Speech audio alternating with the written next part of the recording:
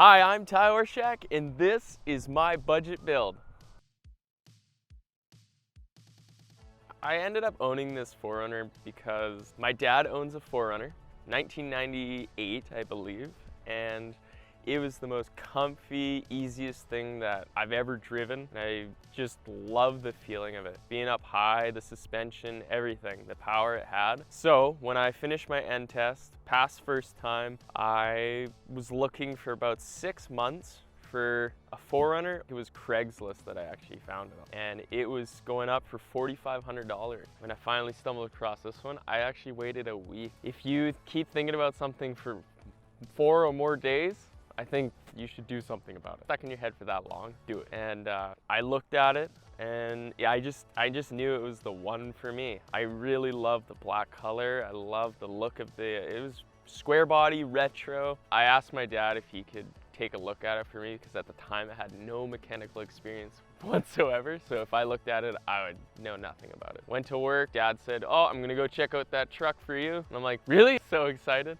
I met him at where I was working. I only had $3,500 in the bank at the time, and it cost $4,500. So I begged my dad to loan me the extra grand for it. He did that, and you know, we didn't really have any money, so that was a big deal for us back then. I didn't know what happened. He kind of left me in the blank when I was texting him, but he did kind of say, I got a surprise for you at home. And when I got home from my hour-long bus ride, I saw my beautiful truck all waxed, polished, and cleaned because my parents both cleaned it for me all day. And it was just the most beautiful thing I've ever seen. And it drove like a dime. Holy moly. Yeah, I love that. Like, I was actually walking up the street and all I see is the shine off my new truck. Oh, I was so excited. I was excited as my engine swap, actually. Me exploding in the air? Yeah, that's how I felt when I saw my new vehicle. The 3-liter V6, it was notorious for head gasket issues. Luckily, for the first 2 years of owning it, I didn't have to deal with that. But I took it down a lot of logging roads. I pushed the V6 to its limits with the automatic transmission. It just really sucked all the power from the vehicle. So on 2 camping trips up island, it just really, the pedal was to the floor trying to get past 70 on the highway. And it was just, I think that's what took its toll on my engine. It just couldn't handle it. 3 liters are known for having the worst coolant passages. They were just too tight, and they, the air intake, everything about them was just a failure in design. I don't know why, why it was on the upgraded model, I don't know why. But they improved everything on the 3.4 V6 is pretty much the 3-liter, but better in every way.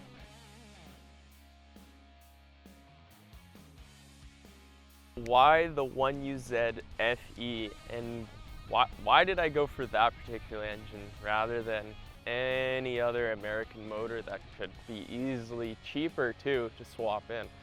I went with this one because I really wanted to keep it Japanese, keep it as stock as possible and reliable as possible. The 1UZ is the most legendary engine probably ever made. It was the pinnacle of design back then, and they're 1 million mile engines. That's how long they'll last with proper maintenance. And it being a small V8, 4-liter displacement, it could fit in the small engine bay of a 4Runner with a lot of power, 260 horsepower. My drivetrain, 1UZ FE V8 connected to the A31E transmission. That was for an LS400, which is 2-wheel drive, so I had to figure out how to make it 4-wheel drive. So all my research took me to the RF1A transfer case from the manual gearbox of the 22RE motors, and they're one of the best, strongest T cases that Toyota ever made. They're gear driven instead of chain. So I need an adapter for that from Northwest Toyota. It was made of billet aluminum, so super strong, and the quality was really good. Fit perfectly. Instructions were a little iffy, but yeah, so I do have 4-wheel drive. The front drive shaft had to be lengthened roughly 2 inches, and the rear drive shaft had to be shortened 2 inches. With this particular setup, it was probably as close as I could get, because the rear drive shaft, if it was pushed any further back, or if it was shortened any more, it would have poked right into my gas tank, which would have been a big problem. With this particular 4Runner, I have 488 gears in my differentials, which is the most sought after stock gearing that you can get. Good acceleration, put on really big tires. I'm not gonna, but I can. 31-inch tires, Wrangler Duratrax. Got them for $400 from my brother. Really good deal. Lots of tread left. I wouldn't go any higher, like bigger tire, because I am IFS suspension. Yeah, I do have 4-link suspension, which is a lot stronger than Tacoma's with their 3-link, but IFS is just, I don't want to be busting CV axles every 2 seconds. But I plan to anyway when I go off-roading. I have a 7.5-inch differential in the front end. My 1993 Toyota 4Runner is powered by a V8 1UZ FE with the automatic transmission, the A341E, also known as the 30-41LE. The engine is a non-interference motor, so if I snap a timing belt, which I have already replaced, it won't destroy, what is it, my pistons? My camshaft? I can't remember what that destroys. Valves? 260 horsepower and 250 pounds of torque. The fuel economy is a lot better, and I've been just gunning the hell out of it. 360 kilometer per tank. My engine does have to run off 91 octane, manufacturer specifications. Yeah, you can run 87, but your engine will adjust its timing for that, but I'd rather just leave it at what the engineers want. They had their reasons. Plus, no ethanol, so your seals, and it's all aluminum. Ethanol eats aluminum, like deteriorates, and if you're gonna have this in your 4Runner, you might as well spend the extra money on the gas. My truck has a turning circle of 37.4 feet. Turns real on a dime. It's probably, that's why I love 4Runners, is that they can turn so tight. There's no airbags in my vehicle. They mandated airbags, I think, in 1995 to 6. That's when the regulations came in, so this did miss that. So it's a particularly unsafe vehicle. I think the driver's side has like a 1-star safety rating, but the passenger has like a 4. I'll die, but the passenger will live. No. Drive safer. Knock on wood. So the max cargo capacity is 78 cubic feet. The length of my vehicle is 176 inches. The height of my vehicle is 66.1, but I did a body lift, 2-inch body lift, so mine is now 68.1. The wheelbase is 103.3 inches. The width is 66.5. The max towing capacity of this is 3,500 pounds. Yeah, I put a V8 in there, so it could be higher, but I'm definitely not gonna go over that because that's gonna be more specifications for the rear coils, the axle, and what the frame can handle.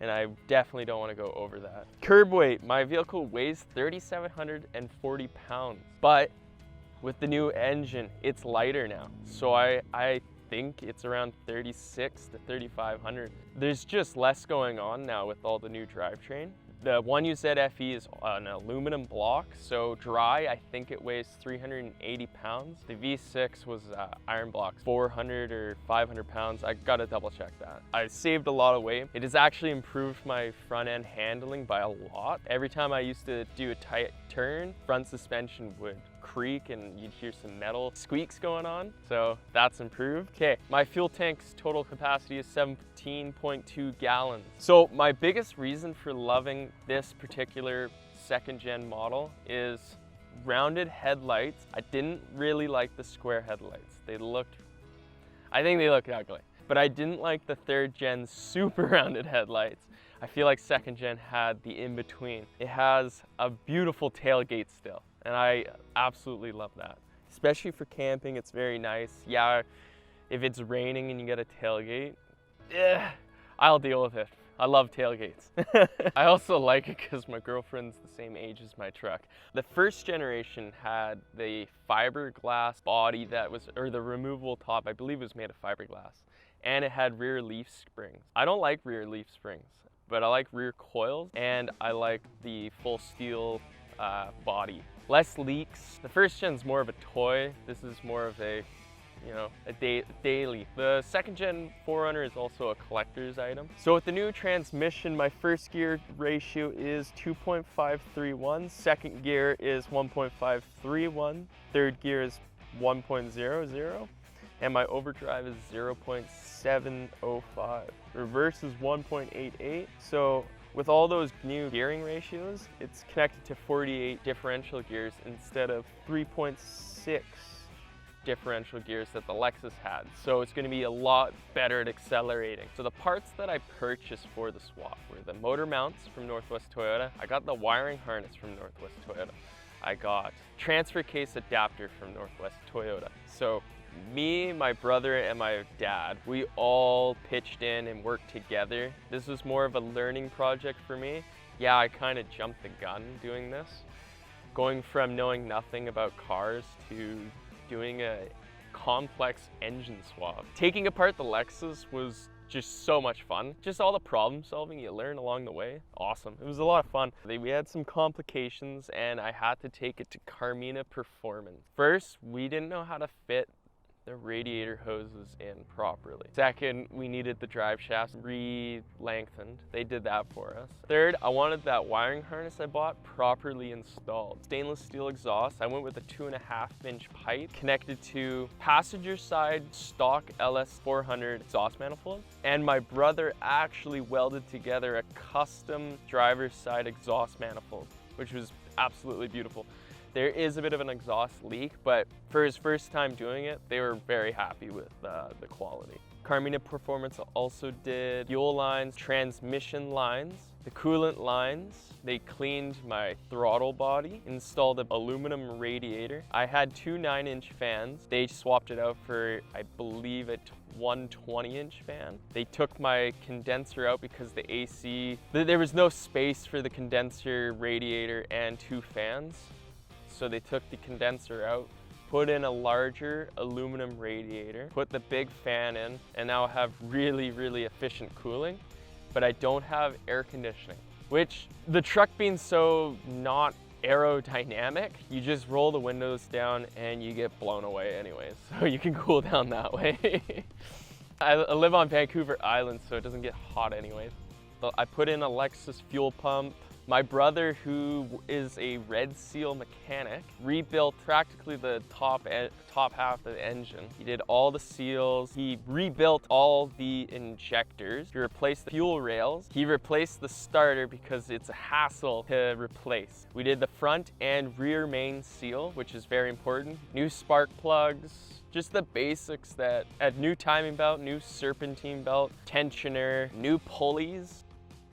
I knew the engine would fit because I did 2 years of thinking and researching this build. I wanted to make sure that it was done right. I wanted to make sure nothing, absolutely nothing would stop us halfway through actually doing it, because that would be just the biggest pain. Like the driver's side exhaust manifold wouldn't fit, and they were right. If I went for a higher body lift, you need 2-inch body lift for the hood to clear the engine and for the driver's side manifold to be able to have enough room to get down to the exhaust. Passenger side, I found with the 2-inch body lift was perfect. There was some things that need to be minorly bent out of the way, but it was good. Oil filter, I read everywhere that it needed to be adapted, or you needed a SC400, which is the sports car version of the LS400. You needed that oil filter plate, adapter plate, or something along the lines, but mine fit. I don't know how. It was supposed to hit the frame rail everywhere I read,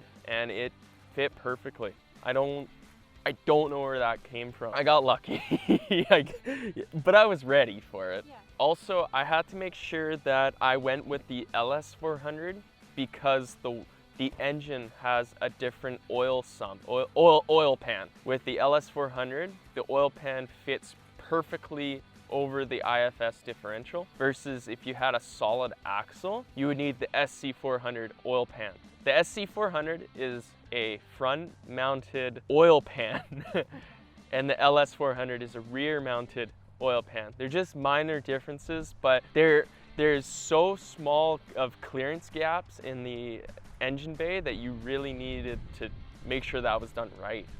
And with IFS, you need the LS400. But I had to get rid of one thing, and that was the steering stabilizer. And it was old anyways, so I don't think it was doing much.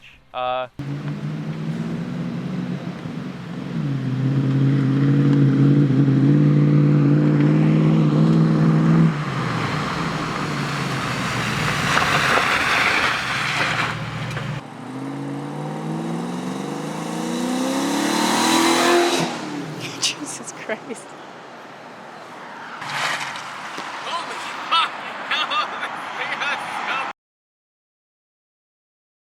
After the fact, now that I'm driving it, I don't find any difference. Honestly, with the engine being lighter, I find it's a smoother drive. Freaking cold out, holy moly. For Fitment was the transfer case and the transmission.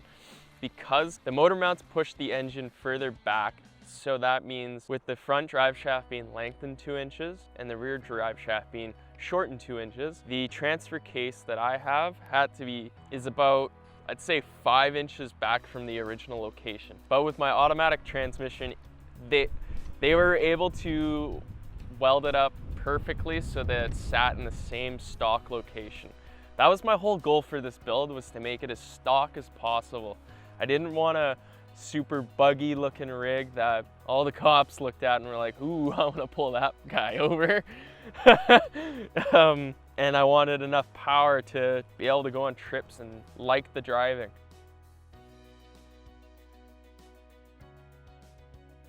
I love the finished project of my engine swap. I think it's amazing. It's everything that I wanted. I think I had like a million dreams about it. Nightmares, good dreams, nightmares, good dreams. Where the engine, where it was finished and it was so slow, I hated it. And then good dreams where I was just blapping so hard. Yeah, the BWAP dream came true. This thing pulls. This is how the 4Runner should have been built from stock. I don't know why they didn't.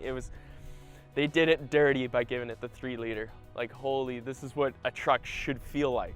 Highway driving is so smooth with the IFS suspension, still the balanced drive shafts. There's no vibrations, except for the transfer case stick kind of vibrates. It's not a big deal. City driving, yeah, it guzzles the gas city driving, but mostly because I love hearing that engine roar. Off-road capabilities, I know that it's really, really good, but I haven't tried it with the new setup. I'm hoping that'll be even better. Torsion bar suspension in the front. It's a bit rough off-road. I need to get new shocks, make it just perfect if I had new shocks. And I plan on getting them replaced with perhaps Bilstein 4600s. They're pretty cheap and they're nice and soft, and I hear good things about them. There's not a lot of mods for the 2nd gen 4Runner because it's the least popular. Because of the 3-liter, really. There's tons for the 3rd gen, there's tons for the 1st gen. The 2nd gen just has no mods, so you gotta really dig and find stuff for it. But with the torsion bars, it is very nice city driving. I find that there's less body roll, just so much less body roll on the roads, and I really like that, which 90% of your driving is city. What I look forward to most is being able to go camping, be able to go on trips and enjoy it. I couldn't trust the 3-liter engine to get me to my destination. I just felt like, oh, I could blow up any minute. The V6 it's supposedly had 155 horsepower, but mine definitely did not. It felt like it had a tiny 4-cylinder in it. I would love to redo the front suspension, the whole IFS. I know a lot of people have suggested to me to go with a solid axle swap. I don't know if I'm quite there. First of all, there'd be a lot more modifications that I'd have to do to get that oil pan to clear, and I'm a little burnt from that project, honestly. It's not my goal to beat up my favorite truck.